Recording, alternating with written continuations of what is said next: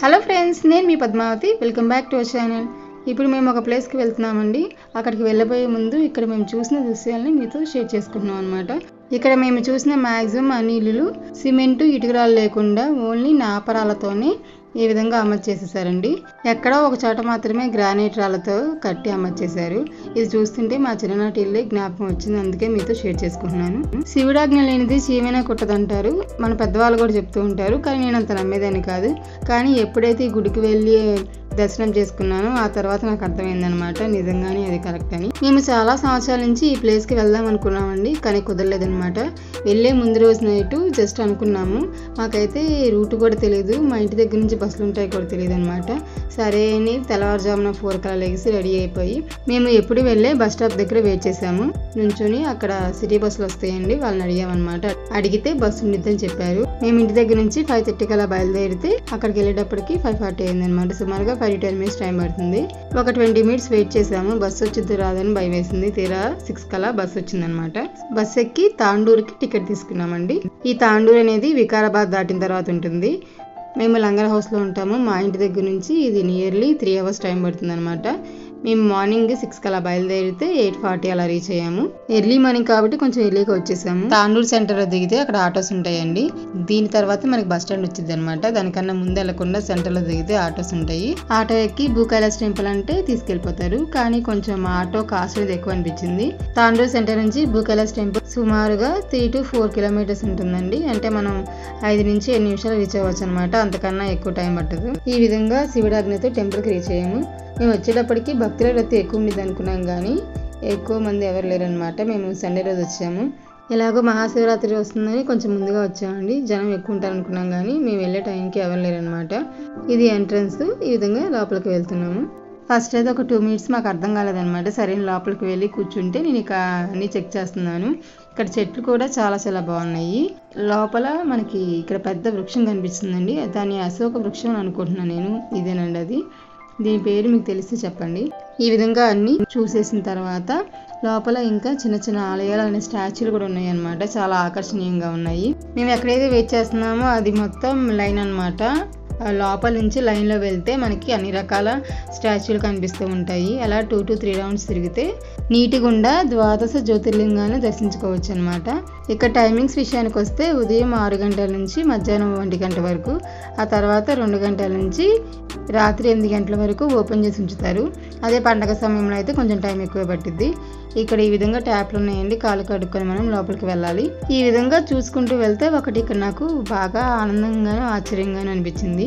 ఇక్కడ టీచర్ అనే స్టూడెంట్స్ చుట్టూతో ఉన్నారు. టీచర్ స్టూడెంట్ని బెత్తంతో కొడుతుంది అనమాట. మా చిన్నప్పుడు ఈ విధంగానే జరిగేది. ఇది చూస్తుంటే నాకు ఇంకోటి గుర్తొచ్చిందండి. భక్తులు తప్పు చేసినప్పుడు శివయ్య ఈ విధంగానే దండిస్తారని నాకు అనిపించింది. ఇది నా ఒపీనియన్ వరకే. ఇక్కడ ప్లేస్ కూడా చాలా చాలా బాగుంది. మనం ఎక్కువసేపు కూర్చోవచ్చు, రిలాక్స్ అవ్వడం కూడా ఉందన్నమాట. మా అబ్బాయి హాయ్ చెప్తున్నారు చూడండి. ఈ విధంగా అన్నీ కవర్ చేసుకున్న తర్వాత అక్కడ కాళీమాత ఆలయం ఉందండి. ఆ అమ్మవారిని కూడా దర్శించుకోవడానికి వెళ్తున్నాము. పూజారి అయితే ఇంకా రాలేదు.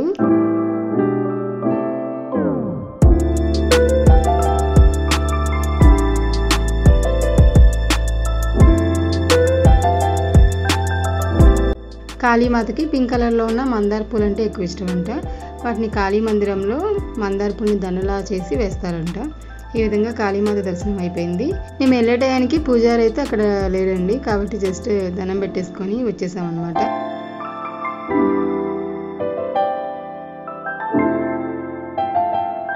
ఆ తర్వాత బయటికి ఈ విధంగా వచ్చి అక్కడ ఎదురుగా కొన్ని స్టాచ్యూలు ఉన్నాయండి, దేవుడి విగ్రహాలు ఉన్నాయన్నమాట. వాటిని కూడా తీయడానికి వెళ్తున్నాను. ఈ లోపు కొంతమంది భక్తులు దర్శనం చేసుకొని తిరిగి వచ్చేస్తున్నారు.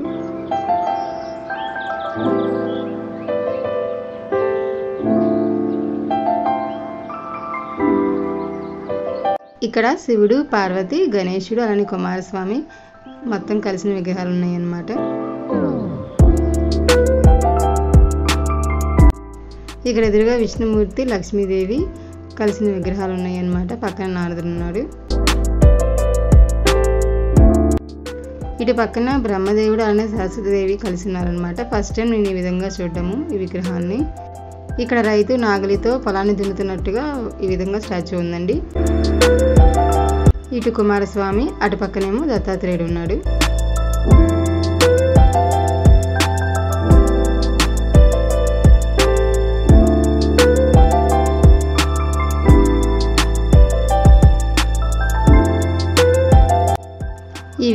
ఆకర్షణీయమైన స్టాచ్యూలు ఇక్కడ ఉన్నాయండి. ఆ తర్వాత కొంచెం ముందుకెళ్తే 65 అడుగుల ఎత్తులో ఉన్న శివుని విగ్రహం కనిపిస్తుంది. ఇదే ఇక్కడ ఆకర్షణీయంగా ఉంది. దాని అడుగునే మనం శివలింగం దర్శించుకుంటాము. ఇక్కడ శివుడికి ఎంతో ఇష్టమైన భక్తుడు కాలభైరవుడు అండి.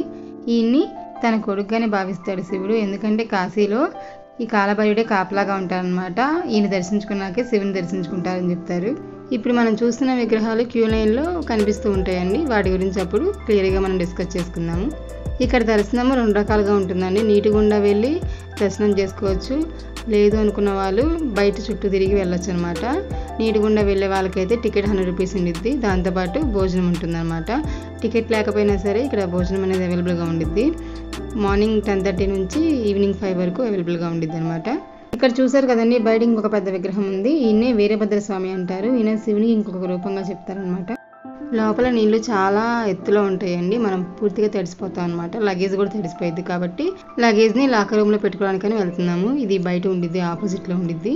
కాస్ట్ వచ్చేసి 50 రూపీస్ తీసుకున్నారు. ఒక కీనే ఉండిద్ది అనమాట. ఆ కీ కూడా మన దగ్గరే ఉండిద్ది. దాన్ని జాగ్రత్తగా మనం భద్రపరచుకోవాలి. ఇదే లాకర్ రూమ్ అండి. ఇక్కడ మనం చెప్పులు కూడా పెట్టుకోవచ్చు. చెప్పులకి అయితే 5 to 10 రూపీస్ తీసుకుంటారు ఈచ్ వన్. ఇటు పక్కన అమ్మవారి గుడి అండి. ఇక్కడ అష్టాదశ శక్తిపీఠాల విగ్రహాలని తయారు చేస్తున్నారు. కన్స్ట్రక్షన్లో ఉందని వెళ్ళలేదు. ఇక్కడ చూస్తున్నదే టికెట్ కౌంటర్ అండి. ఇక్కడ టికెట్ తీసేసుకొని డైరెక్ట్గా పక్క నుంచే మనం క్యూ లైన్లో వెళ్ళిపోవచ్చు అనమాట. ఇక్కడ మేము అర్చన టికెట్ అలానే ఎంట్రీ టికెట్ ఒకటి తీసుకున్నాము. ఇలా క్యూ లైన్లో వెళ్తూ ఉంటే ఇంతకుముందు చూపించాం కదండి స్టాచ్యూస్, అవి కనిపిస్తూ ఉంటాయి అనమాట. అలానే మధ్య మధ్యలో అమ్మవారి అవతారాల విగ్రహాలను అలానే శివలింగం కూడా కనిపిస్తూ ఉంటుంది. ఇవేనండి అవతారాల రూపాలు. వీటిని అష్టాదశ శక్తిపీఠాలు అంటారండి. ఈ విగ్రహాలను తమిళనాడు నుండి శిల్పుల్ని పిలిపించి చెక్కించారు.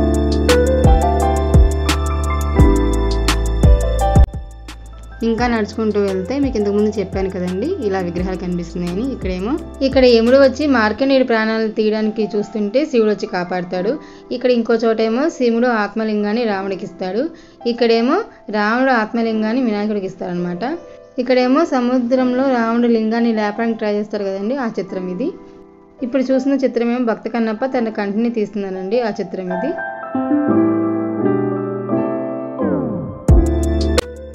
ఇటు విష్ణుమూర్తి, పక్కన హనుమంతుడు, రాముడు, లక్ష్మణుడు అండి. ఇలా మనం ప్రదక్షిణ చేస్తూ ఉంటే స్టాచ్యూలు కనిపిస్తూ ఉంటాయండి. ఫస్ట్ ప్రదక్షిణ చేసినప్పుడు అలానే సెకండ్ టైం ప్రదక్షిణ చేసినప్పుడు కూడా మనకి స్టాచ్యూస్ కనిపిస్తూ ఉంటాయి అన్నమాట.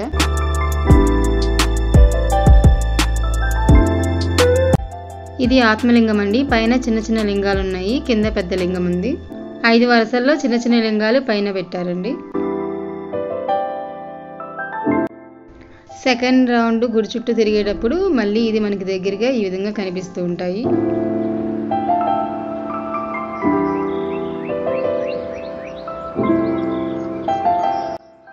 ఈ విధంగా ప్రదక్షిణాలు కంప్లీట్ అయిపోతున్నాయండి. ఇక్కడ కూర్చోడానికి కూడా ప్లేస్ ఉంది.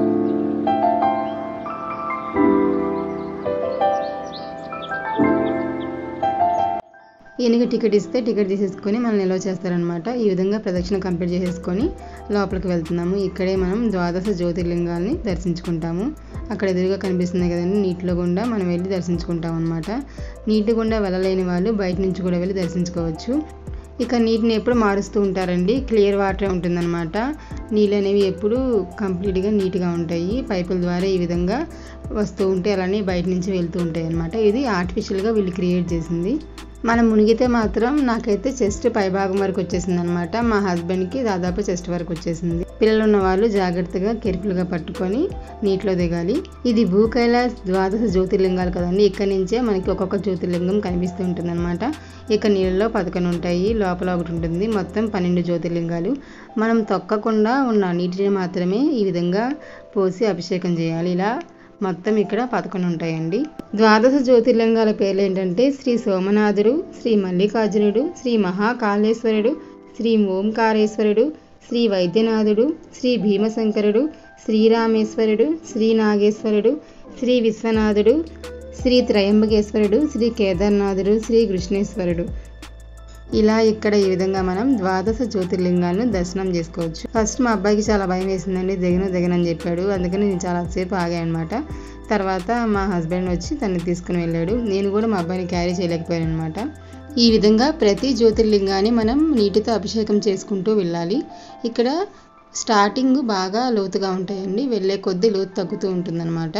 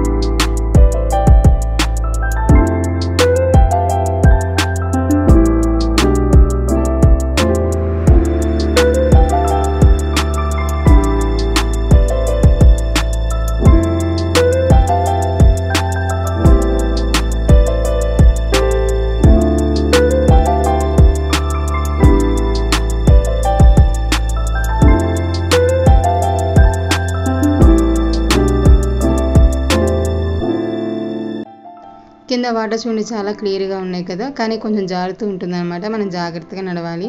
అందుకని పక్కన ఈ విధంగా కడ్డీలు ఏర్పాటు చేశారు, అంతకుముందు ఇవి లేవు. దగ్గరికి వెళ్ళే కొద్దీ నీరు అనేది తగ్గుతూ ఉంటుందండి. చూడండి ఇక్కడ నడుముదాకా వచ్చేసింది కదా, అలా ముందుకు వెళ్ళే కొద్దీ మనకి నీళ్ళు అనేవి తగ్గుతూ ఉంటాయి అన్నమాట. స్టార్టింగ్ కొంచెం ఎత్తుగా ఉండిద్ది, ముందేమో పల్లంగా ఉండిద్ది కాబట్టి నీళ్ళు తగ్గుతూ ఉంటాయి. ఈ విధంగా అభిషేకం చేసుకుంటూ జ్యోతిర్లింగాన్ని దర్శనం చేసుకుంటూ దగ్గరికి వచ్చేసామండి. దగ్గరికి వచ్చే కొలది లోతు తగ్గుతూ ఉంటుంది, అలాగే కొంచెం చీకటిగా ఉంటుంది అనమాట.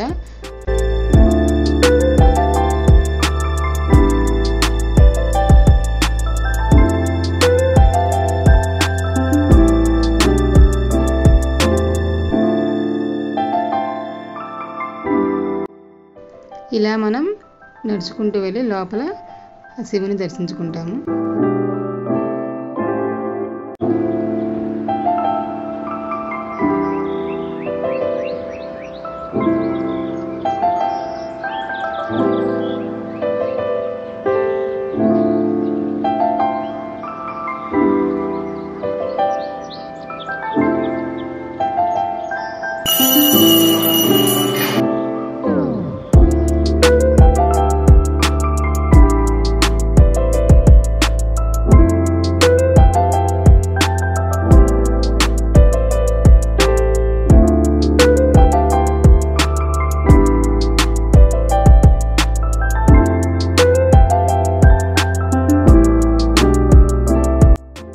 నీటి గుండా వెళ్ళలేని వాళ్ళు ఉంటారు కదండి, వాళ్ళు ఇటు నుంచి వెళ్ళాలన్నమాట. ఈ సైడ్ నుంచి ఇక్కడ కొబ్బరికాయ కొట్టేసి ఇటు నుంచి వెళ్ళొచ్చు. నీటి గుండా వెళ్ళే వాళ్ళు మేము వెళ్ళిన ప్లేస్ నుంచి వెళ్ళొచ్చు అనమాట.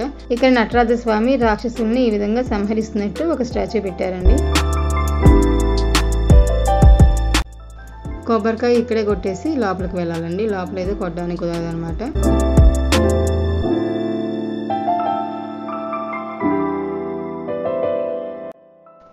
అలానే ఇక్కడ నేను గమనించింది ఏంటంటే అన్ని మతాల వాళ్ళు కలిసి కూర్చున్నారు, ఇక్కడ ఒకరు బోధిస్తున్నారు.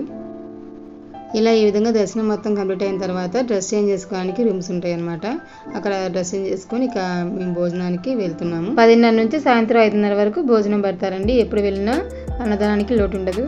ఇక్కడ మనం చూస్తున్న స్టాచ్యూ బ్రహ్మ విష్ణు మహేశ్వరులదండి.